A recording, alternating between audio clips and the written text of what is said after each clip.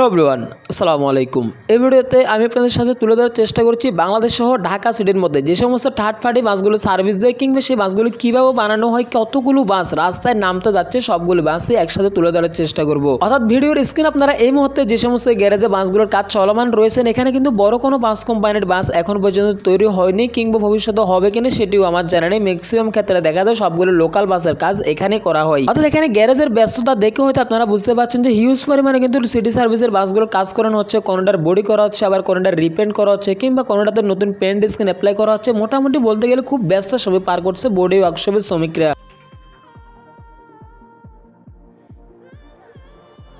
হলুদ কালারের বাসটিকে দেখে হয়তো অনেকের মনে হতে পারে যে এটি সৌদিয়া পরিবহনের কোনো বাস, কিন্তু আসলে কিন্তু সৌদিয়া না, সৌদিয়ার মতো একই হুবহু কিন্তু পেন্ট স্ক্রিন অ্যাপ্লাই করা হয়েছে। বলতে গেলে সৌদিয়াকে কপি করে এই বাসটিকে তৈরি করা হয়। তো সত্যি বলতে বাসটিকে কপি হিসাবে তৈরি করা হলো, অরিজিনালে যেভাবে আর কি সৌদিয়া অ্যারো বাসগুলো তৈরি করা হয় হুবহু কিংবা একেবারে সেম কিন্তু ওইরকমই কাজগুলো করা হচ্ছে এখানে।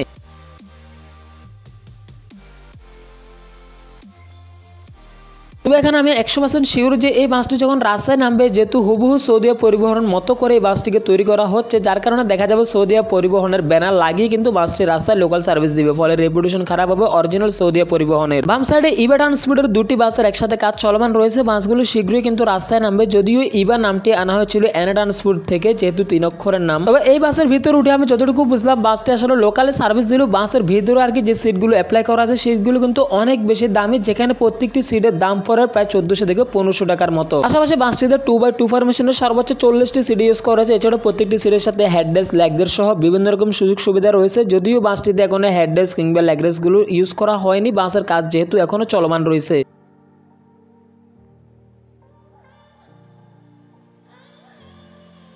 এখানে কিন্তু বেশ লাক্সারিয়াস কিংবা কমফোর্টেবল কিছু সিট আর কি পড়ে রয়েছে, যেখানে হয়তো অন্য কোনো বাসটিতে ইউজ করা হবে। তবে একটা বিষয় হচ্ছে লোকাল বাস যতই লাক্সারিয়াস হোক কিংবা যতই কোয়ালিটিফুল হোক না কেন, দিন শেষে লোকাল তো লোকালি সার্ভিস দিবে। পাশাপাশি এদিকে একটি টি-শার্ট ট্রান্সপোর্টের একটি নন এসি বাস রিলিজ হয়। তবে ড্রাইভার এমনকি স্টাফের মুখের হাসি ছিল একেবারে অমূল্য। তারা আর কি বাসের মালিকের চাইতে অনেক বেশি খুশি, তারা আজকে নতুন বাস নিয়ে যাচ্ছে। তবে সত্যি বলতে দিন শেষে একজন বাস ড্রাইভারের মন মানসিকতা যতই খারাপ থাকুক না কেন, বাস লাভার দেখে তাদের মুখে হাসি ফুটবে, এটা হচ্ছে স্বাভাবিক। তবে যদিও বর্তমান সময়ে এসে আমরা লোকাল বাসগুলো ছবি কিংবা ভিডিও কোনো কিছু তোলার ইচ্ছা প্রকাশ করি না। দেশের পরিবহন জগৎ রিলেটিভ যে কোনো তথ্য সবার আগে জানতে অবশ্যই আমাদের আরএস বাস লাভার চ্যানেলটি সাবস্ক্রাইব করে পাশে থাকবেন। পাশাপাশি আজকের এই ভিডিও সম্পর্কে আপনাদের মতামত শেয়ার করতে পারেন আমাদের ফেসবুকের মাধ্যমে। দেখা হবে নেক্সটে অন্য কোনো ভিডিওতে। আল্লাহ হাফেজ।